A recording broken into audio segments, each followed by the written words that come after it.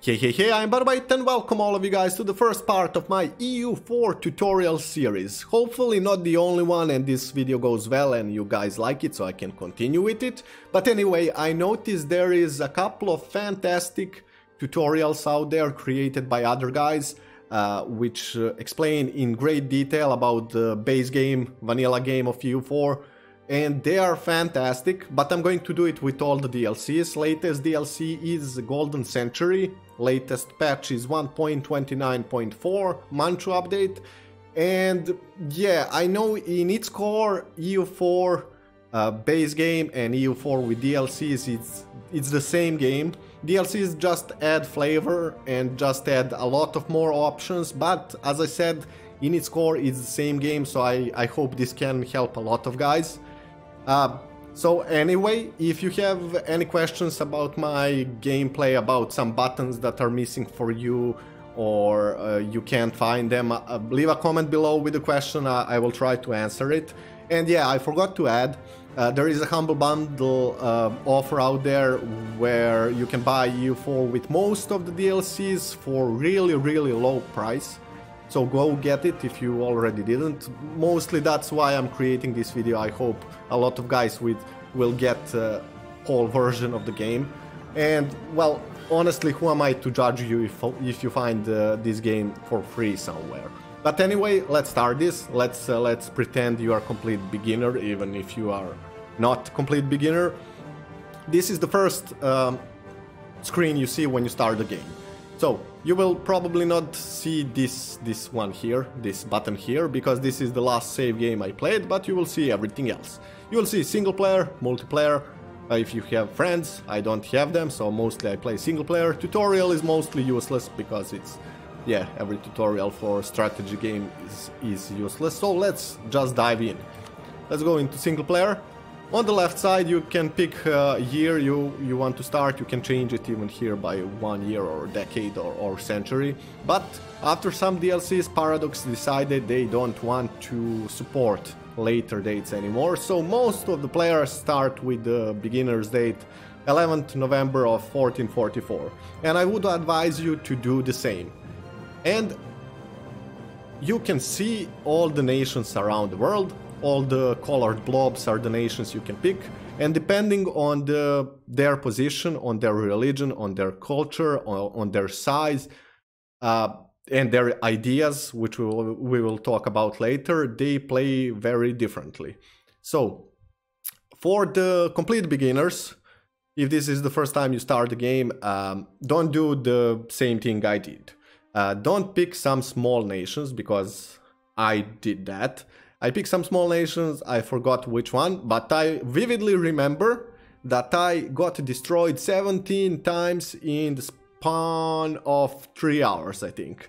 And I got angry and I didn't play this game for a month.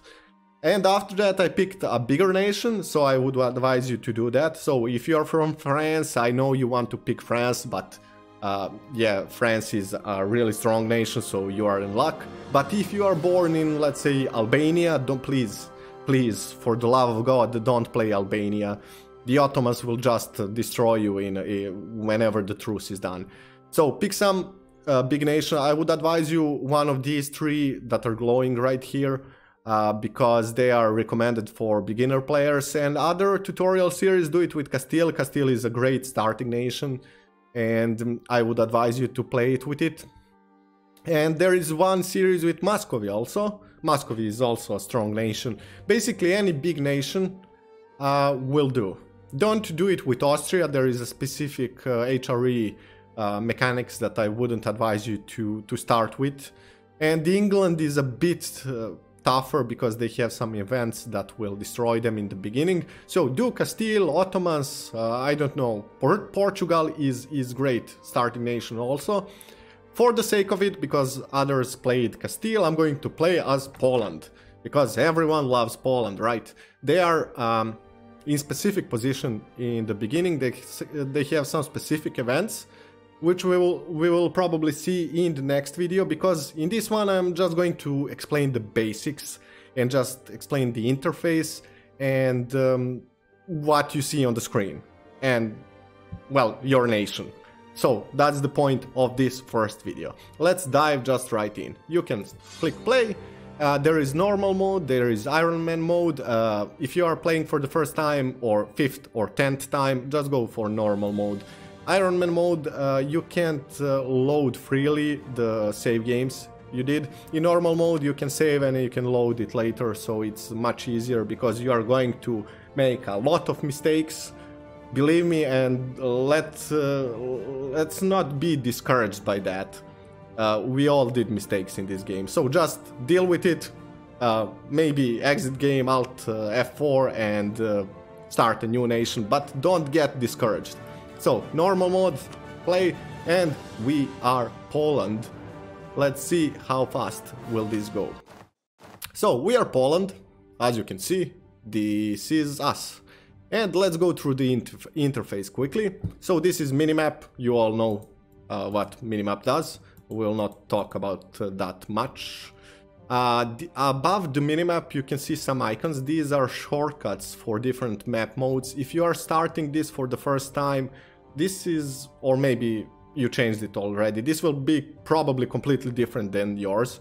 All the different map modes have some point in your game and they are very helpful, and all of them you can find right here in these 4 buttons, depending on what you actually need. But these are only just shortcuts that you can right click and add some different map mode that you need. So I'm going to show it from here, every map mode I'm using. In the upper right corner you can see the pause button. As you can see also here it's paused. You can click it and start playing. You can see the speed here, it goes from 1 to 5. In the beginning I advise you to start with speed 2. It's easier for you, you will get a lot of events. This is game like that, so you can read through them. I mean, it pauses on the events, but you can easily follow everything that's happening around you on speed 2. After that you will play on speed 4, probably after like 50 or 60 hours. You can see it's 11th November 1444, the game is paused, the time stopped. Here you can see this is our flag. Whichever nation you see you play, it shows up here. When you click on it, it gives you the control of different options for your nation, but we will leave that for now. Here is production interface. If you are beginner, leave it for now. You can look through it. It's for building units, buildings and stuff like that. You can just scroll through it, but leave it for now. If you have all the DLCs, there is government reform button where you can, well, reform your government in time. We will leave that for now, it's also not that important. Great powers is, I mean, you can see who's the powerful in the world, but that doesn't bother you. These are notifications that we will go through. These are, how should we call them? These are resources. So, starting from the left, we have ducats, gold. You use it to build troops, to build ships, build buildings and upgrade your provinces and stuff like that. Next we have manpower. Manpower is pretty important because without manpower you can't have an army, and manpower is wasted when you are losing troops. I mean depleted, and manpower is depleted when you train new troops, so every regiment is 1000 manpower, but we will talk about that when we talk about army. Sailors don't care about that, this is useless stuff, so if you are a beginner, don't care about that. Stability is basically how stable your nation is. It goes from -3 to +3. So negative stability means more unrest, which means in this game more rebels will spawn and try to destroy your nation. Positive stability is generally a good thing, and general rule of thumb is that you need to have 0 or over that. So go for 0 or +1. +1 is basically the best thing you can have. Corruption is not something that needs to bother you in the beginning, until that corruption matters when you get too large, so you can't effectively control all the provinces you have. But in the beginning, I'm guessing you will not take the whole world and you will not have all the problems with it. Prestige is the way to rate your nation in the eyes of the other nations. So it goes from -100 to +100. As with all the other stuff, positive means better.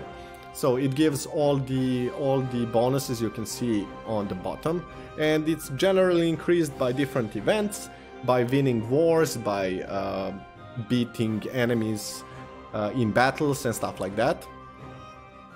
Legitimacy is basically how legitimate your ruler is. The higher it is, the more stable your nation. It goes from 0 to 100. 0 means you will have a lot of problems because unrest will be high.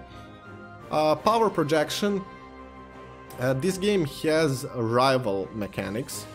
So you choose rivals. If you beat them, you get power projection. If they beat you, they get power projection. Higher power projection gives you different bonuses, and as with all the things around here, higher the better.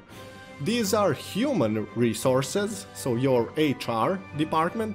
These are merchants. You can see 1 out of 2. That means one guy is doing something and one is just idling there. Let's skip this one. I will talk about that in a second. This is diplomats. As you can see, you have 3 out of 3 idle diplomats. You send them on envoys to other nations to secure alliances, to give gifts, to ask them for something and stuff like that, to declare war, of course. And they are just idling 3 out of 3. Missionaries, these are missionaries, and they are used to convert provinces that are not your religion to your state religion. These are generally good guys for you, for others not that much. And these are colonists. If you are playing inland nations, mostly you don't need to care about them. I think for 200 hours I didn't even know what these guys do. I didn't even see New World because I was mostly playing Muscovy and Hungary and stuff like that. So I was just, what the hell is this? You send them to New World to to speak with Native Americans and freely take land from them. Let's put it like that. So you send them to colonize provinces in unknown parts of the world. Okay, next thing, these numbers here are your monarch powers.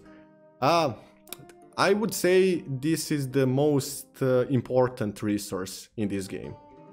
Well, it is. It's on the first place. The next place is gold, but first place is monarch points. You use it to upgrade tech, to unlock ideas, which we will talk about, and to develop provinces, for diplomatic actions and stuff like that, to boost stability. So there is admin power, diplo power, and military power, respectively. And we will talk about that in a second when we get to our ruler. If you have all the DLCs, I think if you don't have all the DLCs, you can't click on this. But this is basically which age is it. And different ages give different bonuses, and they start at different time when different prerequisites are fulfilled. So we don't need to think about this. Next. Let's go to our nation and check what we have. Let's click on our shield, and this will open different kind of buttons. Let's start with the first one. You can click through all of them, it will not make a difference. You can just read through all of the information, but let's go one by one. And of course, I think you noticed that, but in EU4, when you hover over something, probably it will say a lot of things. So if you don't know what something does, just hover over it. And if you can't see what it does, there is probably a different screen that you can see the detailed explanation of what it does. So just hover over things, read through it, and in time, in about 500 hours, you will probably find new things every day, just like everyone who plays EU4. So let's start with first button here. That is our court, And in our court you can see your ruler, your heir, your wife and your advisors. Poland is in specific situation based on history that I didn't follow through enough. They are ruled by interregnum and they need to pick a ruler basically in near future. There is a scripted event that will make them pick a ruler. I will show you that probably in the next video. I don't think we have time in this one. And they are ruled by interregnum. And interregnum, as you can see here, gives us monarch points. And they give us 0, 0, 0. That's the worst possible combination of monarch points you can get. As I said, they are pretty important, they are most important thing. And if your ruler is 0, 0, 0, you will, well, lag behind in tech. And you don't want that. So, let's see about the... Okay, we don't have an heir, we don't have a wife. We can increase monarch power generation by hiring advisors. They are split in different categories, admin, diplomil, as everything here. And you can click just here and hire one advisor. You will pay him 14 ducats and he will be paid 1 ducat a month. In this game everything is based on monthly tick. So if you are earning money, it will calculate on the end of month. If you are doing something, it will calculate at the end of month, and etc, etc, etc. Everything, it's not turn-based, but in a sense, it's turn-based on a monthly tick. So, let's go back here. We are seeing our ruler here, who is awful. So how can we check the other nation's ruler? Let's see, for example, there is Lithuania here. If we close this screen and if we click on Lithuania, right click on their province, we can see their Diplo screen. Lithuania Grand Duchy, and this is their ruler and they don't have an heir. These are their enemies, these are their rivals. We will get to our Diplo screen in a second, but I just wanted to show you how you can check the other nations' rulers. So you can see Lithuania will not get military points that fast, which will mean a lot when I show you tech screen. Okay, let's go back to our first screen. Well, I showed you everything here, I think. Around here, I forgot which DLC gives that, but you can focus one of the points. So if your ruler is, for example, as Lithuania's 441, you can focus on the military power, which will give +2 to military power, but will take 1 point from the other monarch powers. So if you are lacking behind in mil, you can focus on it, so you can get back to track on tech. But that basically locks you out from focusing, I think for 25 years, something like that. Never mind, you can do that if you have all the DLCs. Okay, let's go to the next screen. Government. You can see here, we are kingdom. We can reform government, that's this button here. We will not do that right now. We are kingdom, monarchy, specifically we have different benefits from it. There is a different government type for all the nations. Most of there are monarchies, tribes, republics, hordes, but it will vary based on the actual country. So Great Horde is a Khanate, they are kingdom and they are tribe, you can see. And Hungary is kingdom, for example. All I'm doing is right clicking on countries. Venice is republic and stuff like that. You will learn about governments later when you play through this game with different nations, so you can check all of them. Okay, we can strengthen government. That means we can raise legitimacy for 100 points. That's some DLC feature, I forgot about that. Absolutism doesn't need to bother you until 1600, and we will not talk about that here. You can see country modifiers. If you hate yourself, you can read through all of them. It will not mean anything to you if you are a beginner, but here you have it. After some time you can actually come here and check it. We can see we are Polish, that is our main culture, and West Slavic, you can see which other cultures are in this culture group. I will show you how to check Actually, I can show you that right away, because we are seeing cultures. So we talk about different map modes. If we want to see who is our culture, we go to, I forgot which one, because I have it here, but let's see, let's find it together. Okay, in political map modes you can see cultures. You click and it changes screen. For example, we are Polish culture, West Slavic, and if we click on one culture, it will change color and see all the colors of the specific culture group. So all of these cultures are accepted by our nation. They are basically, we are the same culture, and that will lower unrest because we speak the same language and we have the same roots from the past and stuff like that.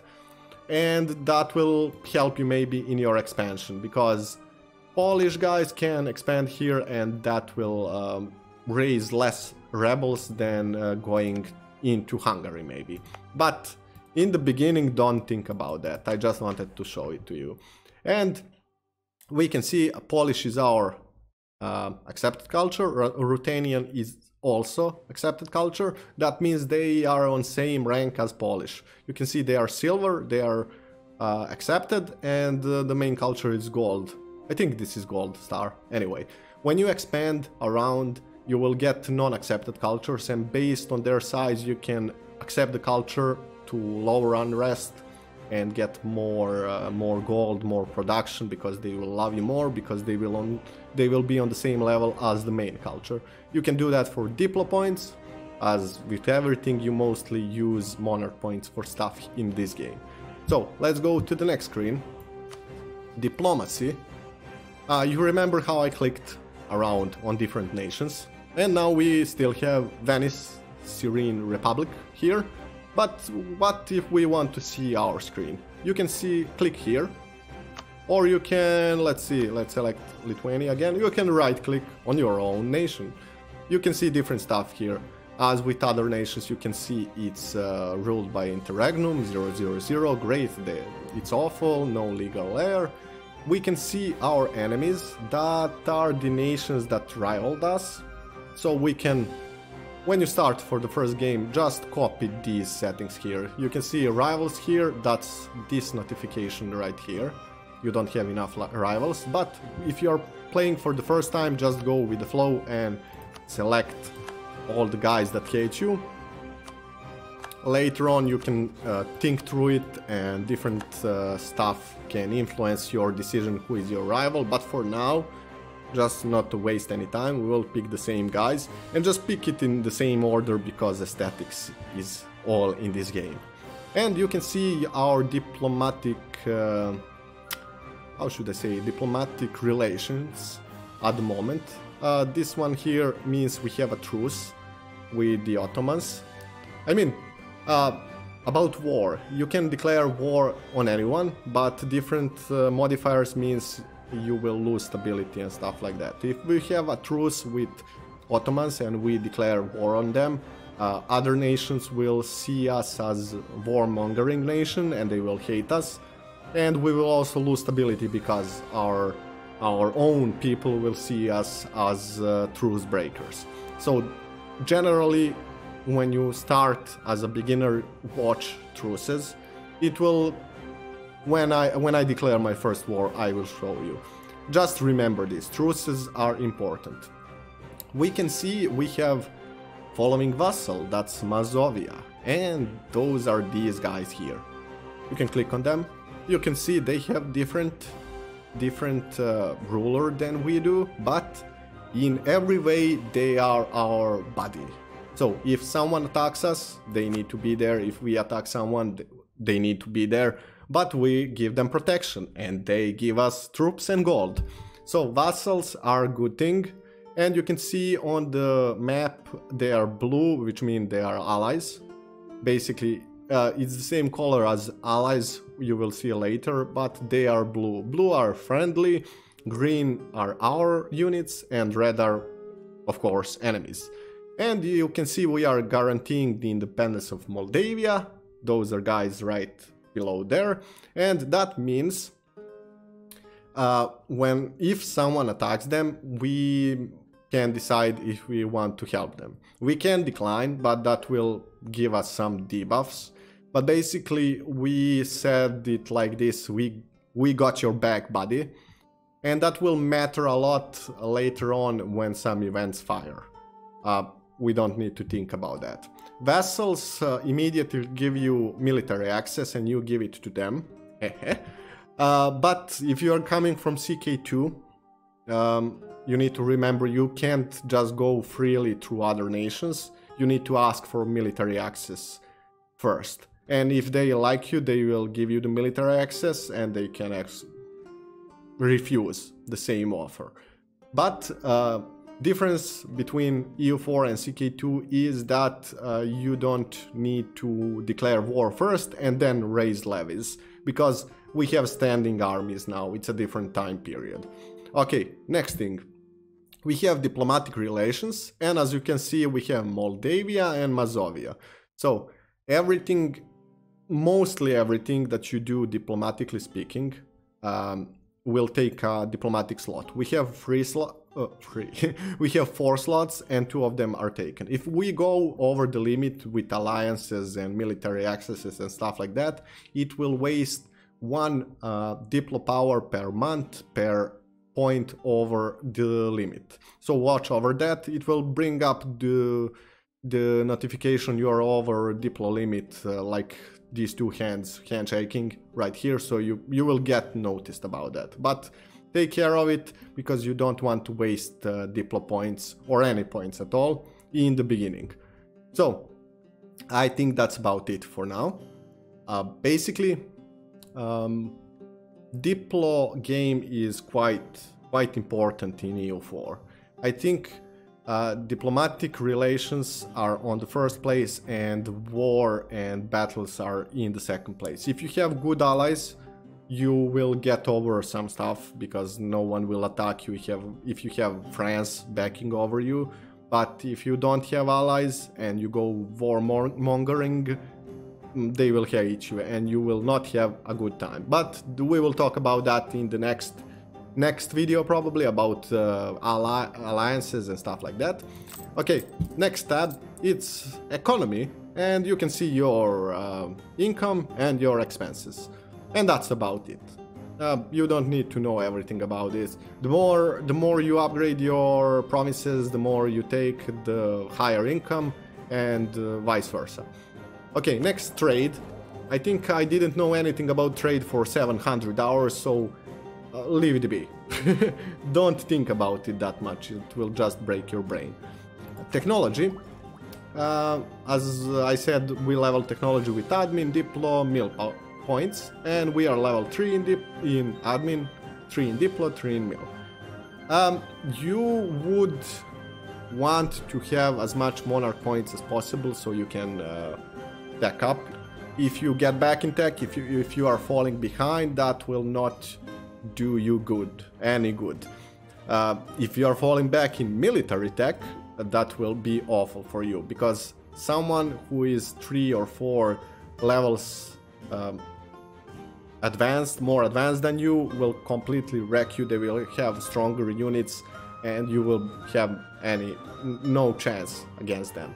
So basically you need to level up. That's the most important thing. Ideas. As I said, every nation has some own set of national ideas, and we will not talk about that much, but basically you have 2 unlocked national ideas, and you unlock these by different means. When you level admin tech to level 5, you get an option to choose national idea, and based on your playthrough you can pick different ideas and you spend assigned monarch point to leveling them up. You see military, diplo, admin ideas, and when you leveled up that specific idea you will level up these ideas, so you will unlock specific national ideas, and you have one last idea when you unlock all of them, plus 3 tolerance of heatness for Poland specifically. Most of the nations have their specific ideas, but there are some with default ones and they are usually awful. Okay, next tab we have missions.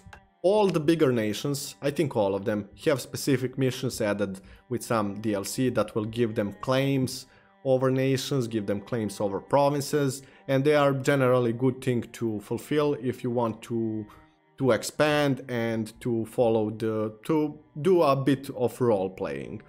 So the bigger nations have their own specific missions, but some smaller nations have default missions which are pretty lame, if you ask me. Hopefully they will update all of them.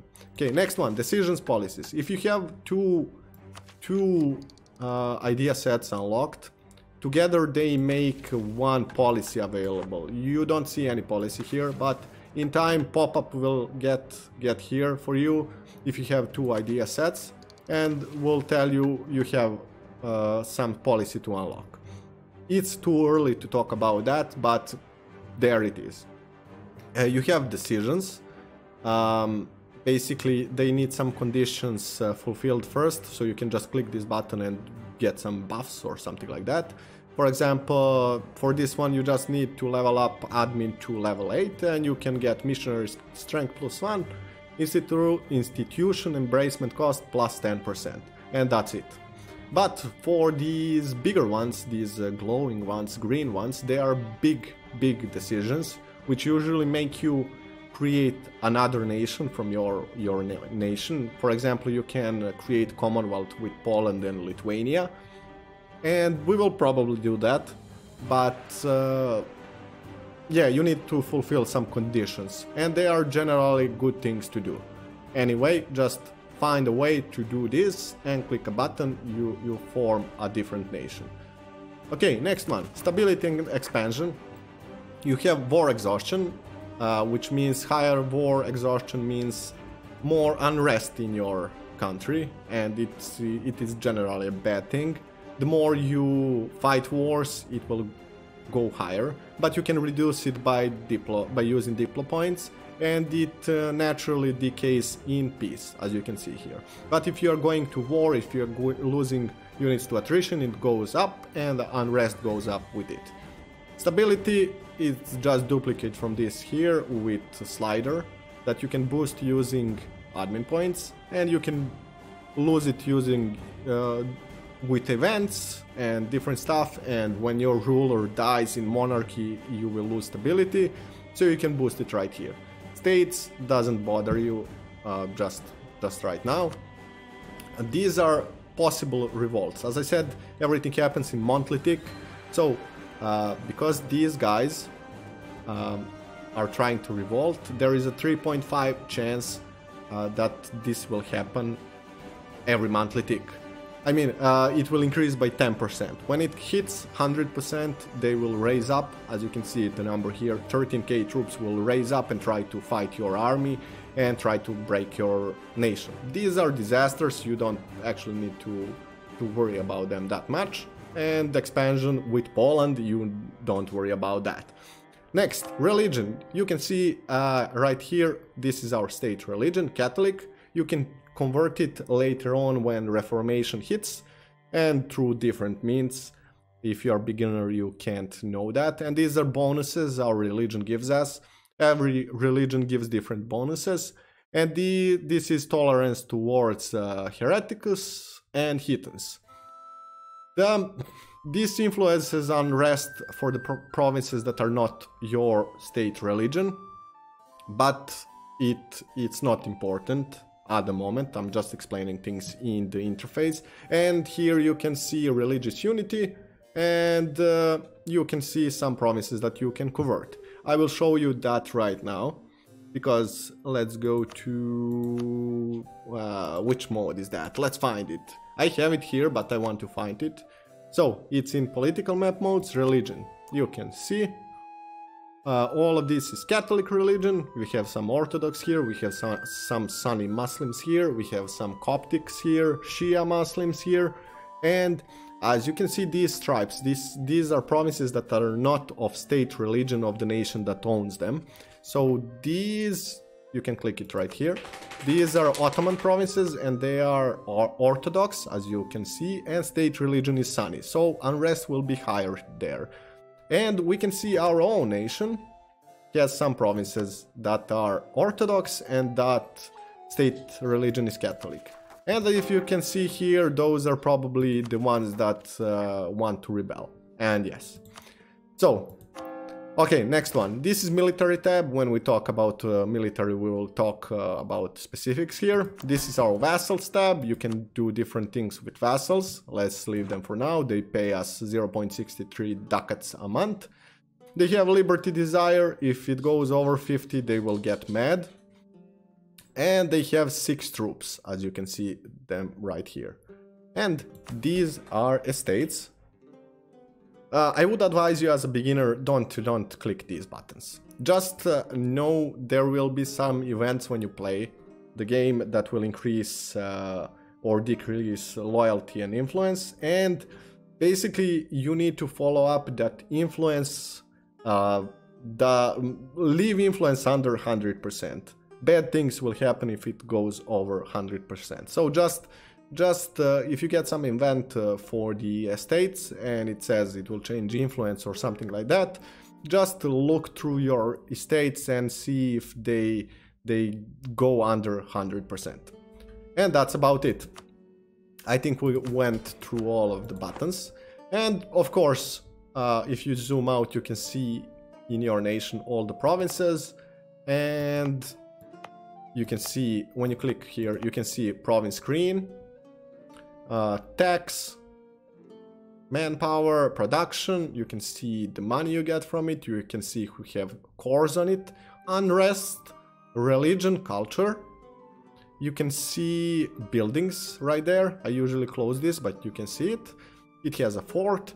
And you can see the trade good, which will come in handy when we maybe talk about trade goods. And you can see, of course, other provinces from the other nations. So I think that's about it for now. I'm talking for, I think, 40 minutes. So in the next video, we will talk about alliances and stuff like that. I think this is enough for this one.